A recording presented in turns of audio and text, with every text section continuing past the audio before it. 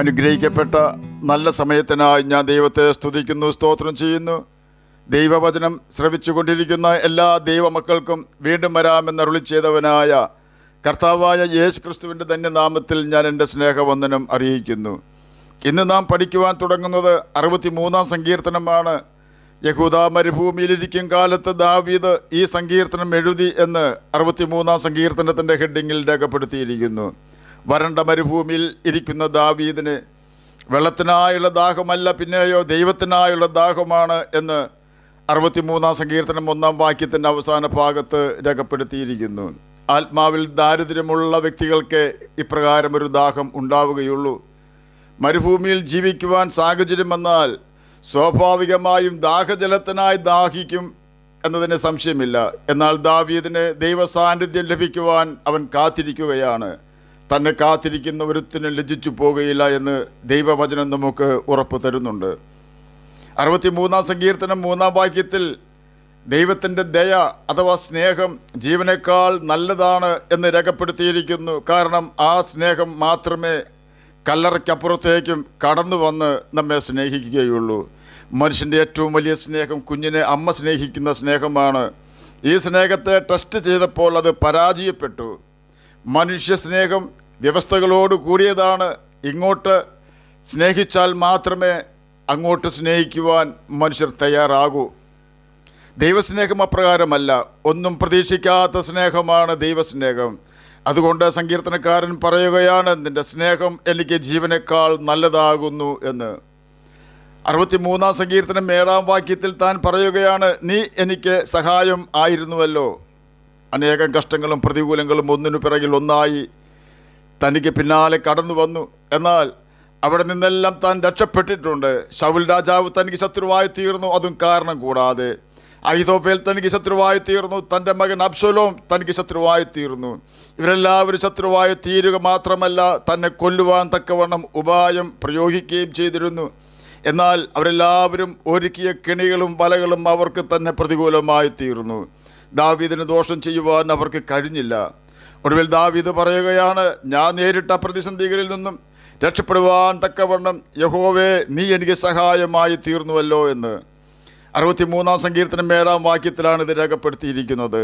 ദൈവം ദാവീദിനും ദാനിയേലിനും ശദ്രക്കിനും മേശക്കിനും അബേദ്നെഗോവിനും അവരുടെ പ്രതികൂലങ്ങളിൽ സഹായകനായിരുന്നു. തീയിൽ വീണപ്പോൾ ശദ്രക്കിനും മേശക്കിനും അബേദ്നെഗോവിനും ദൈവം തീയിൽ ഇറങ്ങി അവരെ രക്ഷിച്ച് നല്ല സഹായകനായി തീർന്നു. ദാനിയേലിന് സിംഹക്കുഴിയിൽ ഇറങ്ങിച്ചെന്നുകൊണ്ട് സഹായകനായി തീർന്നു. ദാവീദിന് ഗോലിയാത്തിൻ്റെ മുമ്പിലും സിംഹത്തിൻ്റെ മുമ്പിലും കരടിയുടെ മുമ്പിലും ദൈവം സഹായകനായി ഇറങ്ങിച്ചെന്നു. എന്തുകൊണ്ടാണ് അവർക്ക് ദൈവം സഹായകനായി ഇറങ്ങിച്ചെന്നത്? 63-ാം സങ്കീർത്തനം 7-ാം വാക്യത്തിൽ നിന്റെ ചിറകിൻ നിഴലിൽ ഞാൻ ഘോഷിച്ചാനന്ദിക്കുന്നു എന്ന് രേഖപ്പെടുത്തിയിരിക്കുന്നു. 91-ാം സങ്കീർത്തനം 4-ാം വാക്യത്തിൽ അവൻ്റെ ചിറകിൻ കീഴിൽ നീ ശരണം പ്രാപിക്കുമെന്ന് രേഖപ്പെടുത്തിയിരിക്കുന്നു. ദൈവത്തിൻ്റെ ചിറകിൻ കീഴിൽ അഭയം പ്രാപിക്കുവാൻ കഴിയണമെങ്കിൽ 91-ാം സങ്കീർത്തനം 1-ാം വാക്യത്തിൽ രേഖപ്പെടുത്തിയിരിക്കുന്നത് പോലെ അത്യുന്നതൻ്റെ മറവിൽ വസിക്കണം, സർവശക്തൻ്റെ നിഴലിൻ കീഴിൽ പാർക്കുകയും വേണം. അത്യുന്നതൻ്റെ മറവിൽ വസിക്കുക, സർവശക്തൻ്റെ നിഴലിൽ പാർക്കുക എന്നാൽ എന്താണെന്ന് യോഹന്നാൻ എഴുതിയ സുവിശേഷത്തിൽ കർത്താവായ യേശു ക്രിസ്തു പഠിപ്പിച്ചിട്ടുണ്ട്. ഞാൻ എൻ്റെ പിതാവിൻ്റെ കൽപ്പനകൾ പ്രമാണിച്ച് അവൻ്റെ സ്നേഹത്തിൽ വസിക്കുന്നത് പോലെ നിങ്ങൾ എൻ്റെ കൽപ്പനകൾ പ്രമാണിച്ചാൽ എൻ്റെ സ്നേഹത്തിൽ വസിക്കും എന്ന് യോഹന്നാൻ എഴുതിയ സുവിശേഷം 15-ാം അധ്യായം 10-ാം വാക്യത്തിൽ രേഖപ്പെടുത്തിയിരിക്കുന്നു. ചുരുക്കി പറഞ്ഞാൽ തൻ്റെ ദാസന്മാർക്ക് യഹോവ സഹായമായി തീർന്നത് അവർ യഹോവയുടെ വചനം അനുസരിച്ചുകൊണ്ട് കർത്താവിൻ്റെ സ്നേഹത്തിൽ വസിച്ചതുകൊണ്ടാണ്, കർത്താവിൻ്റെ ന്യായപ്രമാണത്തിൽ സന്തോഷിച്ചതുകൊണ്ടാണ്. ഈ ഭാഗങ്ങൾ അതാണ് നമ്മെ പഠിപ്പിക്കുന്നത്. 63-ാം സങ്കീർത്തനം 8-ാം വാക്യത്തിൽ എൻ്റെ ഉള്ളം നിന്നോട് പറ്റിയിരിക്കുന്നു എന്ന് രേഖപ്പെടുത്തിയിരിക്കുന്നു. 91-ാം സങ്കീർത്തനം 14-ാം വാക്യത്തിൽ അവൻ എന്നോട് പറ്റിയിരിക്കുകയാൽ ഞാൻ അവനെ വിടുവിക്കുമെന്ന് രേഖപ്പെടുത്തിയിരിക്കുന്നു. യോശുവയുടെ പുസ്തകം 14-ാം അധ്യായം 8-ാം വാക്യത്തിൽ എന്നോടുകൂടെ പോന്നിരുന്ന സഹോദരന്മാർ ജനത്തിൻ്റെ ഹൃദയം ഉരുകുമാറാക്കി, ഞാനോ എൻ്റെ ദൈവമായ യഹോവയോട് പൂർണ്ണമായി പറ്റി നിന്നു എന്ന് കാലേബ് യോശുവയോട് പറയുകയാണ്. ദേശം ഉറ്റുനോക്കുവാൻ പോയ 12 ഗോത്രപ്രധാനികളിൽ 2 പേരാണ് യോശുവയും കാലേബും. 10 പേർ ദേശം നമുക്ക് കൈവശമാക്കുവാൻ കഴിയുകയില്ല എന്ന് പറഞ്ഞ് ഇസ്രായേൽ ജനത്തെ തകർത്തപ്പോൾ യെഫുന്നയുടെ മകൻ കാലേബ് അവരെ അമർത്തിക്കൊണ്ട് പറഞ്ഞത് ഇപ്രകാരമാണ്: ആ ജാതികൾ ശക്തന്മാർ തന്നെയെങ്കിലും യഹോവ നമുക്ക് അവരെ കീഴാക്കി തരും. ഇപ്രകാരം പറഞ്ഞ് കാലേബ് ജനത്തെ ആശ്വസിപ്പിക്കുവാൻ ശ്രമിച്ചപ്പോൾ യഹോവ കാലേബിനെ നോക്കി പറയുകയാണ്, കാലേബിന് വേറെ ഒരു ഹൃദയമുണ്ടെന്ന്. ദൈവം അവനിൽ പ്രസാദിച്ചു, അവൻ ദൈവപക്ഷത്ത് ചേർന്ന് നിന്നു. സംഖ്യാപുസ്തകം 13-14 അധ്യായങ്ങളിൽ ഇതിനെക്കുറിച്ച് സവിസ്തരം പ്രസ്താവിച്ചിട്ടുണ്ട്. അതുപോലെ തന്നെ 2 രാജാക്കന്മാർ 18-ാം അധ്യായം 6-ാം വാക്യത്തിൽ ഹിസ്കിയാവിനെ കുറിച്ച് ഇപ്രകാരം രേഖപ്പെടുത്തിയിരിക്കുന്നു: അവൻ യഹോവയോട് ചേർന്നിരുന്നു, അവനെ വിട്ട് പിന്മാറാതെ യഹോവ മോശയോട് കൽപ്പിച്ച അവൻ്റെ കൽപ്പനകളെ പ്രമാണിച്ച് നടന്നു. ചുരുക്കി പറഞ്ഞാൽ 63-ാം സങ്കീർത്തനം 8-ാം വാക്യത്തിൽ എൻ്റെ ഉള്ളം നിന്നോട് പറ്റിയിരിക്കുന്നു എന്ന് പറഞ്ഞാൽ യഹോവയുടെ ന്യായപ്രമാണം അനുസരിച്ചുകൊണ്ട് അവൻ്റെ ഇഷ്ടം ചെയ്ത് ജീവിക്കുന്നതിനെയാണ് എന്ന് സ്പഷ്ടം. അങ്ങനെ ജീവിക്കുന്നവരെ ദൈവത്തിൻ്റെ വലങ്കരം താങ്ങും എന്ന് 63-ാം സങ്കീർത്തനം 8-ാം വാക്യത്തിൻ്റെ അവസാന ഭാഗത്ത് ദൈവം നമുക്ക് വാഗ്ദാനം തരുന്നുണ്ട്. 63-ാം സങ്കീർത്തനം 9-ാം വാക്യത്തിൽ അവർ സ്വന്തം നാശത്തിനായി എനിക്ക് പ്രാണഹാനി വരുത്തുവാൻ നോക്കുന്നു എന്ന് രേഖപ്പെടുത്തിയിരിക്കുന്നു. ദൈവത്തിൻ്റെ പ്രമാണം അനുസരിച്ച് ജീവിക്കുന്നവർക്കെതിരെ എത്ര ഉന്നതനായ വ്യക്തി പ്രവർത്തിച്ചാലും അവർ തങ്ങൾക്ക് തന്നെ നാശം ചെയ്യുകയാണ് ചെയ്യുന്നത്. കാരണം ദൈവവചനം പ്രമാണിക്കുന്ന വ്യക്തികൾക്ക് ദൈവം സംരക്ഷണം വാഗ്ദാനം ചെയ്തിട്ടുണ്ട്. ഇസ്രായേൽ മക്കൾ ചോരത്തെളിയും പെസഹായും ആചരിച്ചുകൊണ്ട് ദൈവത്തെ അനുസരിച്ചതിനാൽ ദൈവം അവരെ മിസ്രയീമിൻ്റെ ഇരുമ്പു ചൂളയിൽ നിന്നും വിടുവിച്ച് ചെങ്കടലിൽ കൂടി വഴിയൊരുക്കി അക്കരെ എത്തിച്ചു.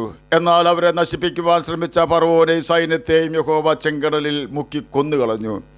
അതുപോലെ ബത്ശേബയോടുള്ള ബന്ധത്തിൽ തെറ്റ് ചെയ്ത ദാവീദ് ദൈവത്തോട് നിരപ്പ് പ്രാപിച്ചതറിയാതെ അവനെ ഒടുക്കിക്കളയുവാൻ ദാവീദിൻ്റെ തന്നെ സ്വന്തം മകനായ അബ്ശലോമിനെ ഉദ്യമിപ്പിച്ച ബത്ശേബയുടെ അപ്പനായ ഏലിയാമിൻ്റെ അപ്പനായ അഹീതോഫേൽ കെട്ടി ഞാൻ ചാകേണ്ടി വന്നു.